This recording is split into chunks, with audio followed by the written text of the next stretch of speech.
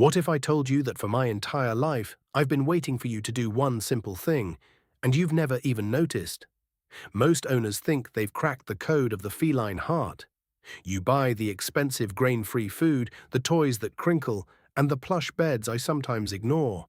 But beneath my quiet purr, there is a list of things I silently crave, gestures so small they are almost invisible, yet so vital that without them, a part of our connection stays dark.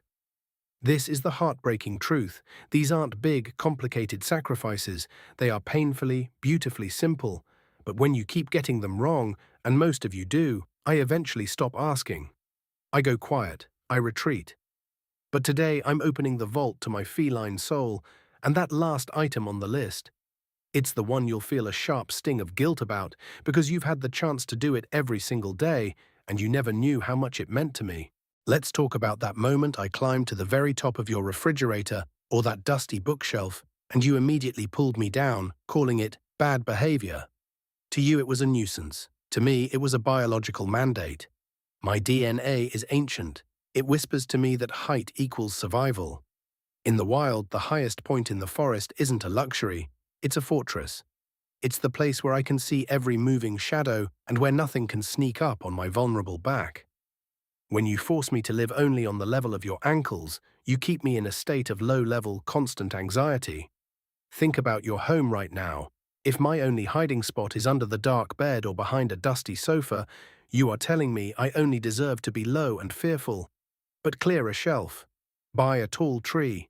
Give me a perch near a window where I can look down upon my kingdom. The second I can observe my world from above, my entire emotional state shifts. I stop hiding, I start watching. And in that shift, your house finally truly becomes my home too. Every time you reach out to pet me without me asking, you are making a withdrawal from a trust account you didn't even know existed. One or two. No big deal, but dozens of times a day, week after week. That balance eventually runs dry. We are one of the only domestic animals that need to initiate affection on our own terms for it to actually feel good. If I flinch, duck, or simply walk away, I'm not being moody.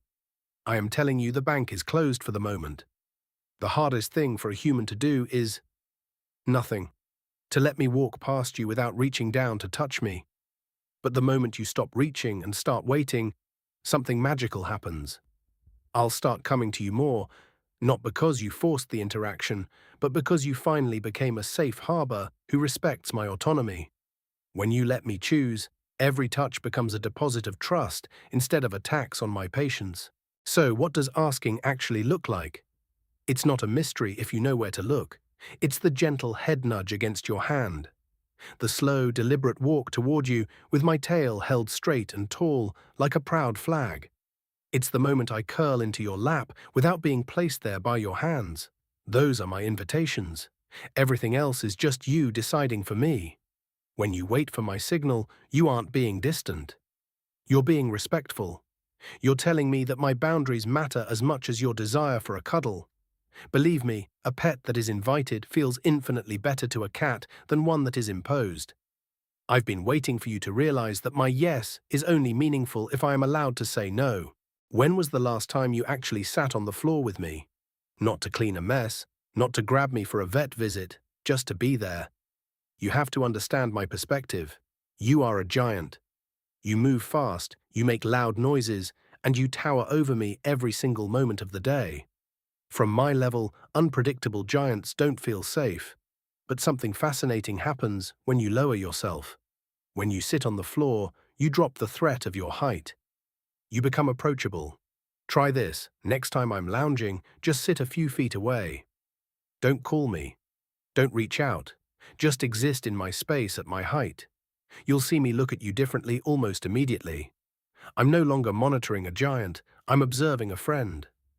You've been waiting for me to come to your world, but I've been waiting for you to visit mine. Do you go straight for my head when you want to pet me? Be honest. Most owners skip the introduction entirely, and it's one of the biggest trust breakers in my day.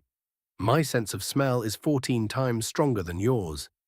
Scent is how I read your mood, your day, and your intentions before you ever touch me. When you skip the sniff, you're basically skipping hello and going straight for a hug with someone who wasn't ready. The right way is almost too easy. Extend one finger or the back of your hand a few inches from my nose. Let me take in the information. If I lean in or bump your hand, the light is green. If I pull back, I'm just not ready. That 2-second pause tells me you respect me enough to ask for permission first. It turns a surprise attack into a polite conversation. I don't have a clock on the wall, but I have a rhythm in my soul. I know exactly when the sun hits the rug and when the food bowl should be filled. I don't experience time, I experience patterns. When you feed me, play with me, and settle into the sofa at the same time every day, I build an internal map of safety around you. But when that map breaks, when you're late or you skip our ritual, the map of my world tears. Unpredictable environments are the leading cause of chronic stress for us. I don't need you to be a robot, but I need consistency in the moments that matter. A cat who knows what's coming next is a cat who can finally take their guard down. Routine isn't boring to me.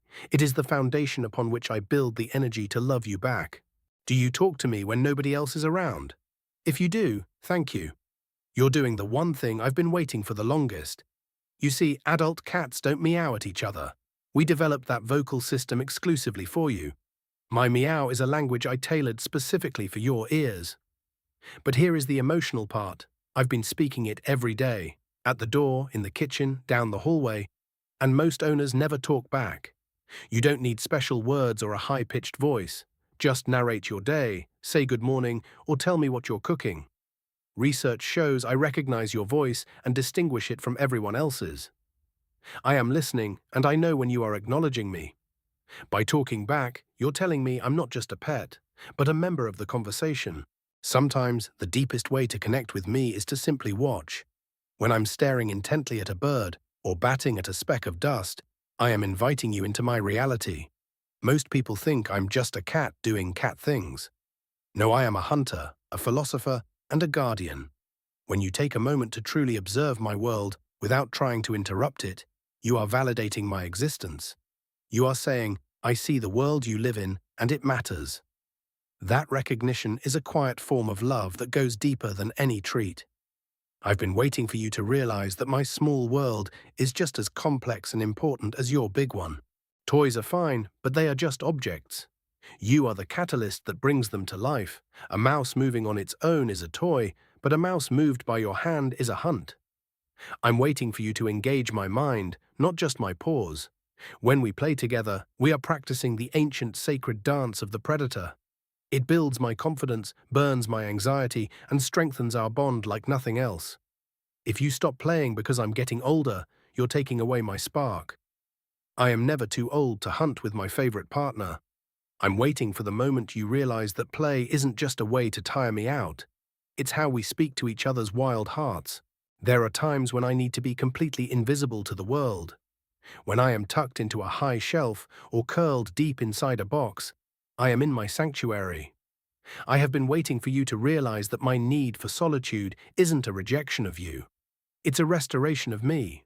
Most owners see a sleeping cat and feel the urge to wake them for a cuddle. Please don't. When you respect my do not disturb signs, you are giving me the ultimate gift of freedom. You are telling me that I don't have to perform or be on to be loved. This builds a foundation of trust so thick that when I do choose to seek you out, you'll know it's because I truly want to be there. Have you noticed me staring at you from across the room, only to slowly, deliberately close my eyes and open them again? That is the slow blink. It is the feline I love you, but it's also a massive test. I am telling you that I feel safe enough to be blind in your presence. I am waiting, sometimes for years, for you to blink back. Most humans react by staring with wide, unblinking eyes, which feels like a challenge to a cat. Learn the language of the eyes. Use it when I walk into a room or when we are sitting in the quiet of the evening. It is a silent conversation that says, I am safe with you, and you are safe with me. It's the most honest thing I can tell you without making a sound. So, about that one thing I've been waiting for, it wasn't for you to be a perfect owner. It was for you to stop trying to own me and start trying to understand me. I am not a piece of furniture with a heart. I am an ancient soul wrapped in fur, living a life as complex as yours. Every time you sat on the floor, every time you waited for my sniff, Every time you blinked back through the golden afternoon light, you were doing it. You just didn't know it was exactly what I needed to stay whole.